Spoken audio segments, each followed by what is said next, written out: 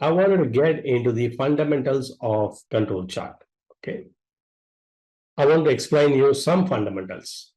Okay. So just quick check with all of you that you're seeing the right screen. If you're seeing fundamentals of control chart, you can type FCC in the chat box. Let me open up the chat box. FCC for fundamentals of control chart, if you're seeing that. All right. Thank you very much. Okay, so the content here is I'll introduce you to control charts. I'll tell you the history of control charts, when to use a control chart. I'll explain you some principles of variation, which is very fundamental, and process improvement using control charts, how to improve the process using control charts, and the basics of control charts, the popularity of control charts, right? The types of control charts, the data types, introduction to attribute data, examples of attribute data, okay? Introduction to variable data, examples of variable data, because depending upon the type of data, you need to choose a control charts. Classification of control charts, selection of control charts, defect, the definition of defects and defectives, because we are going to use this attribute data of defects and defectives, P charts, U charts, NP charts, and all that. Okay, what are the elements of control charts? What is difference between control limit and specification limit, and information? Okay, if you are excited to learn, type XPL in the chat box if you're excited to learn all this, because it's a deeper content that I'm going to share with you quickly. All right, all of you are excited to learn. Fantastic. Let me pause the chat and go ahead further. Okay, introduction to control chart. Dr. Walter Stewart, because we need to respect people who have done control charts. So before that, I wanted to give you a brief about where the control charts are used, why the control charts are used. In Six Sigma, there is something called as a DMAIC methodology. All of you type DMAIC in the chat box. Define, measure, analyze, improve, and control. Okay, so whenever you have a business problem, you convert the problem into project. Okay, in the chat box, problem to project by project approach. And what is a project? Project has got a start time and a finish time. By definition, project has a start time and a finish time. And start time and a finish time for the project will be with an experienced team. And there'll be a project leader, there'll be project members, and you'll have a project charter. Okay, all of you type PC in the chat box. You have a project charter. Once you have the project charter, it is very clear from the charter who will be the lead, who are all the people involved in that, who will contribute to what in that project. And in the project charter, you will also say what is the problem and what is the impact of the problem. Okay, what is the effect, the adverse effect of the problem? Because of the problem, the financial losses.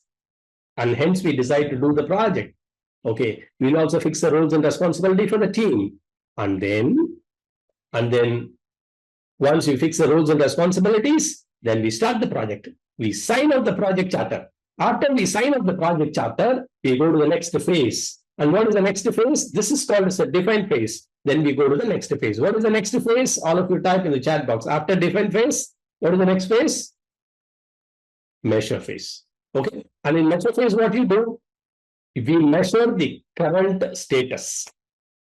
We measure the status quo. We measure the current capability.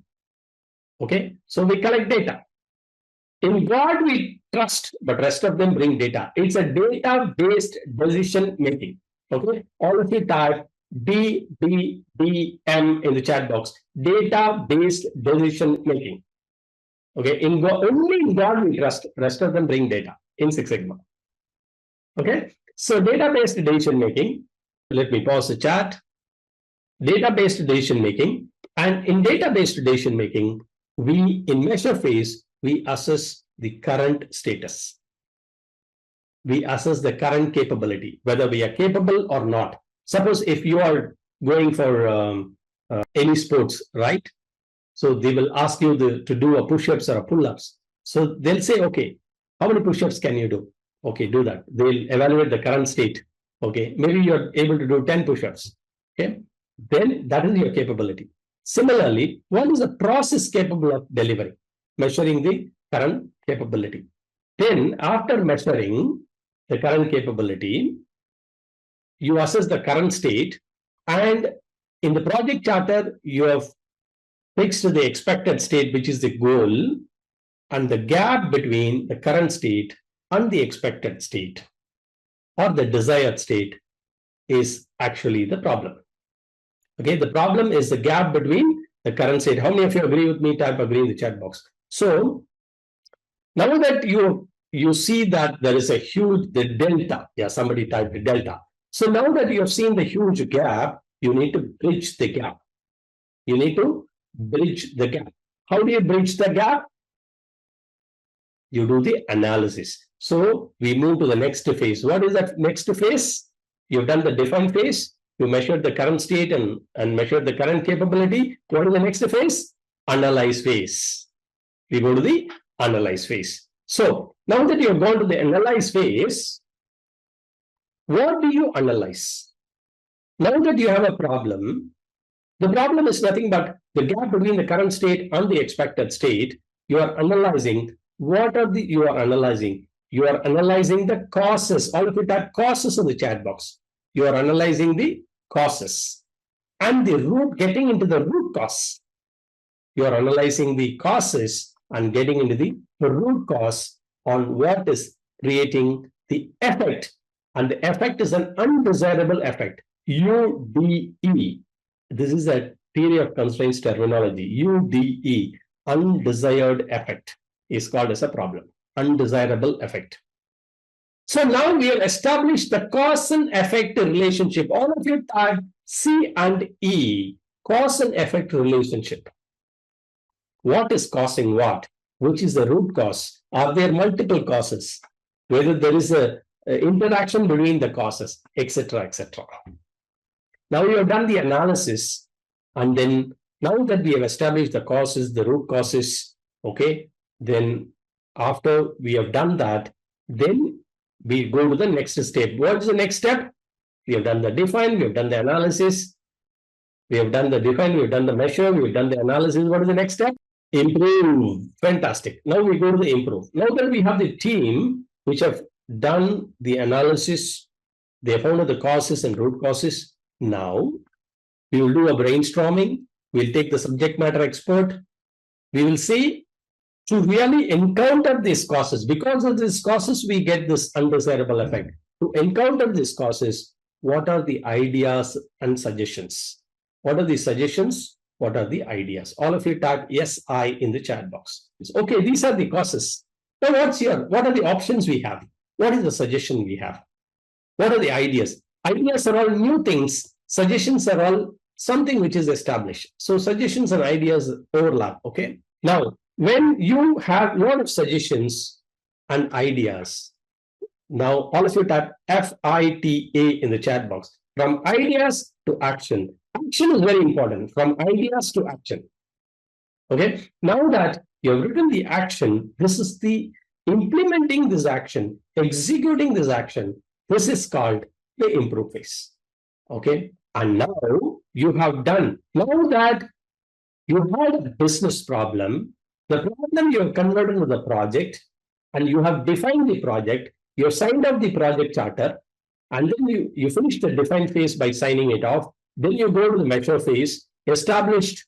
No, I'm not showing the presentation. I'm only explaining, okay? Establishing the current state, okay? And then establish the capability of the current state. You know the desired state. You establish the gap. Now you find out the reasons for the gap. You find out the causes. You got into the root causes. Then with causes and root causes, okay? With causes and root causes, you have now discussed, brainstormed with the people, with the subject matter experts, and found out what are the options we have, what is your suggestion, what are your ideas, from ideas to action. And when it comes to ideas to action, after this analysis phase, you go to the improve phase.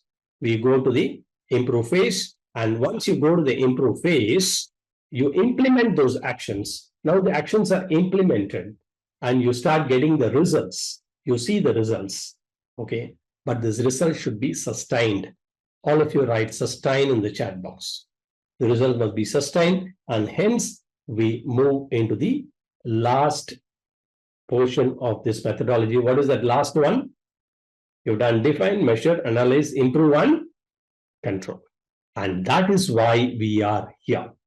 Introduction to control. So far, if you found this interesting, useful, valuable, fantastic, awesome, just put it in the chat box. I want to draw inspiration from your, because I didn't want to step into this control chart without even talking about, giving you the background about what is it, because control charts, when we get into IMR, X bar R chart, U chart, it might become boring for you. And that's why I gave this background of that. We'll go slowly and steadily into each of these control charts while we go into the control phase and trying to look to the introduction of the control phase. Okay, thank you very much for all these people who have typed fabulous. Ikra, Jinima, Gino, Satish Kumar, Saravanan, Jigiwan, Vaibhav, okay, Sunil, Adrimi, hi Adrimi, nice to see all of you.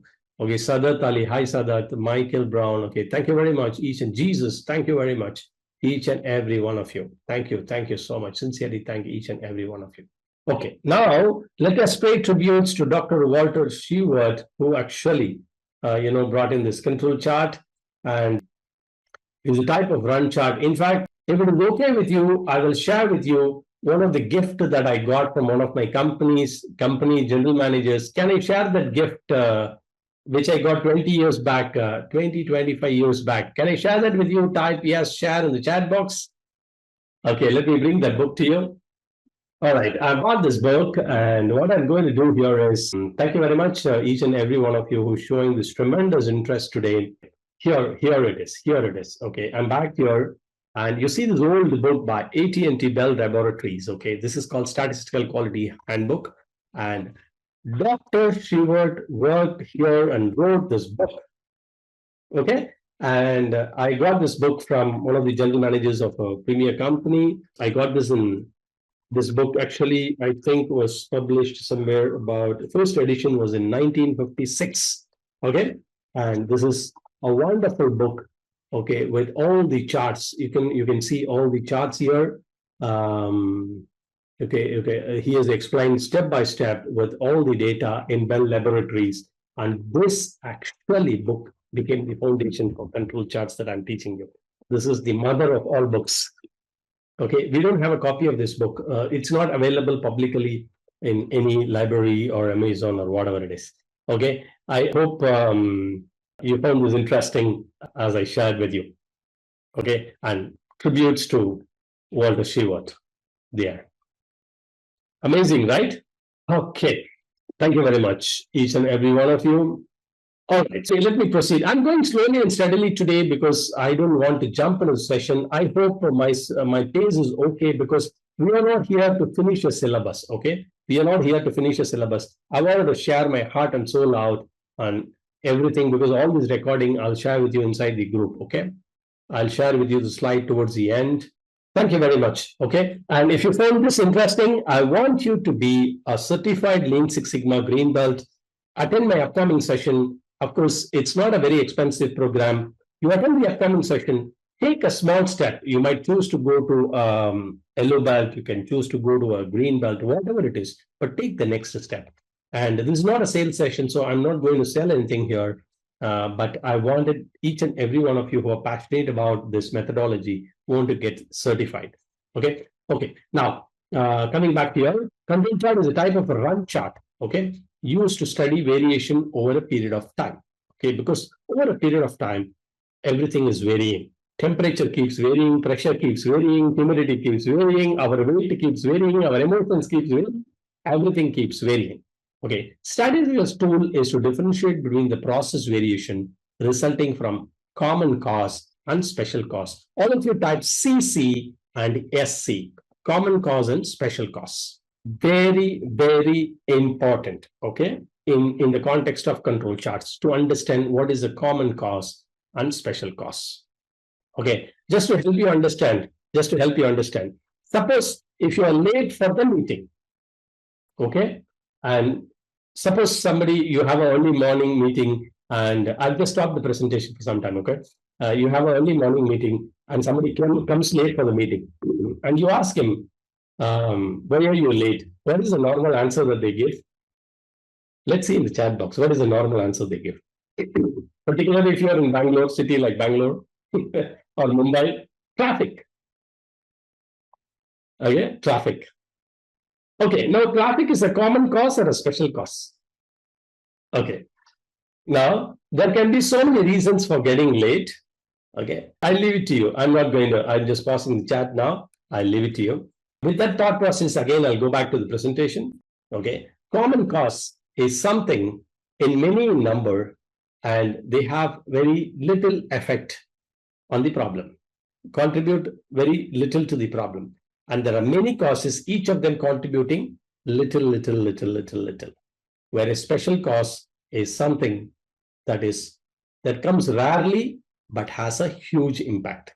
Okay, like an accident is a special cause. You know, like an accident on the road is a special cause. Or probably some road work is happening and the road is blocked and detour, that's a special cause. Okay, you have to know between common cause and special cause. Okay, of course, he published a book called Economic Quality Control, Manufactured Product in 1931, and process variation over a period of time. That is what the whole book is about. Okay, control charts look something like this. There is something called as upper control limit. There is something called as lower control limit. So I want you to write notes today. Okay, please type LCL for lower control limit and UCL for the upper control limit. If not for anything, at least these two things you should remember today. LCL and UCL, lower control limit and upper control limit. Okay. Now, you can also type LSL and USL, lower specification limit and upper specification limit. Okay. Now, what's the difference between specification limit and a control limit? Specification limit decided by the customer. Specification limit is decided by, please type customer in the chat box. Specification limits are decided by the customer. Now, the next logical question is, who decides the control limits? I said LSL, USL is lower specification limit, upper specification limit. Excellent. All of you type process in the chat box. Process is the right answer. The process decides the control limits. What is the process? The data from the process.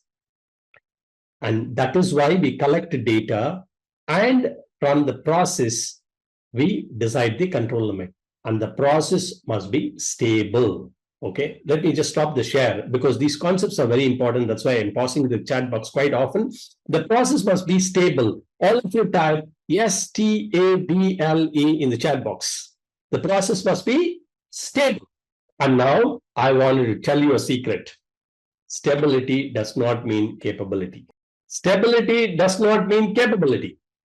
Okay, let me help you with this example. Okay, so for a normal human being, how many of you are doctors here? Type doctor in the chat box if you are from healthcare. How many of you are doctors here? Okay, Dr. Sanat Kumar. So Dr. Sanat Kumar is a specialist lean coach in the healthcare industry. I know him personally. We have a lot of one-to-one session with Dr. Sanat Kumar, and he's an anesthesiologist. Okay, now, of course, I need not have to ask Dr. Sanat Kumar. I'm asking all of you. So what is the normal human being blood pressure? What is the range? The upper specification limit, lower specification limit. What is the normal BP range? Somebody says 120 to 80, 80 to 120, 80 to 120 is okay, 80 to 90, sorry, 120, okay, right, whatever it is. Now, I'm going to explain between, but a specification limit is decided by the customer. Okay, this is what it is. This is what should be the specification. You cannot change this. Okay, this is what has to be adhered to. Now, if somebody have a very stable blood pressure between 200 to 210, is very stable. Blood pressure is very stable, but it is between 200 to 210. Does that mean he's capable? No, he's not capable. Now, if you are super clear about this, type SC, super clear in chat box. Okay, stability does not mean capability. Stability only means that there is known causes of variation. There are no special causes of variation. All right. Now, okay, thank you very much for your active participation. Now, let me go back to this presentation. And when used for monitoring, this control chart helps the user to determine the appropriate type of action to be taken. Because of the variation, you see some dot is going above the upper control limit, or sometimes it may go below this control limit. So if it is below this control limit, like when you are driving, when your car is going, the latest technology cars, when it goes, away from the white line, then it gives a warning sound, right? So similarly, when it is going away from the dot, you will know how to take action. You can call it as a forecasting tool also. Okay. So it's a statistical tool for monitoring the ongoing process, and we can improve quality with that. Okay. So change in the process over a period of time based on the data points on the chart. Okay, and hence we have control limits, which is upper control limit. We have a center line. We have an upper control limit and a lower control limit. So a typical control chart has a control limit set at the values that if the process is in control, all the points are between. So if all the points are between the upper control limit and lower control limit, then it is said to be a statistically stable process. All of you type yes, yes, P in the chat box. Statistically stable process. Okay, fantastic. And it doesn't mean capability, okay? Statistically capable, okay? So now I'm introducing the two words called variable and attribute. Okay, now let me explain to you what is variable, what is attribute. Okay, variability means, variable data means, it's also called, variable data is also called continuous data. Okay, which means that for that particular data, you can have any values continuously. Example, I'm giving you temperature. Temperature can be 36 degrees, 37 degrees, and between 36 degree and 37 degree, there can be infinite values. Oh, it is giving me balloons. Okay, it can give infinite values. Okay, how many of you are clear about this? Type super clear SC in the chat box. Okay, if you're not clear, if you're clear, you give me other examples of a variable data. All of you give other examples of a variable data. I gave you temperature examples. Height is also, any height is possible. Between two heights, say 165 centimeter, 166 centimeter, there can be in pressure. Okay, pressure can be a continuous data.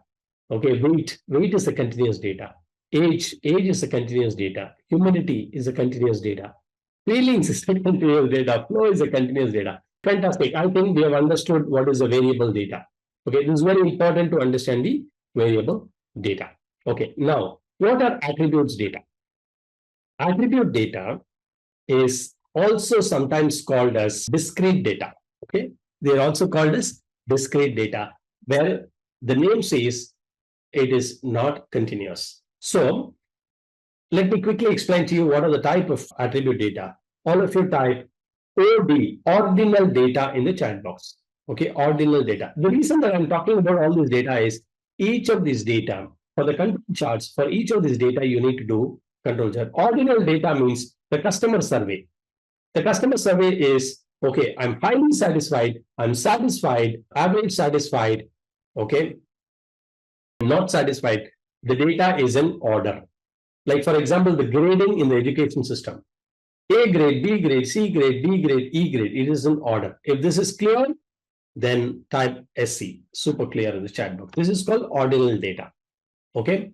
Now, people are typing pass or fail. That is called binary data, not ordinal data. It's called binary data. Ordinal data will have more than one data points in the order, whereas binary data only two. All of you type binary data, pass or fail, true or false, yes or no, go or no go.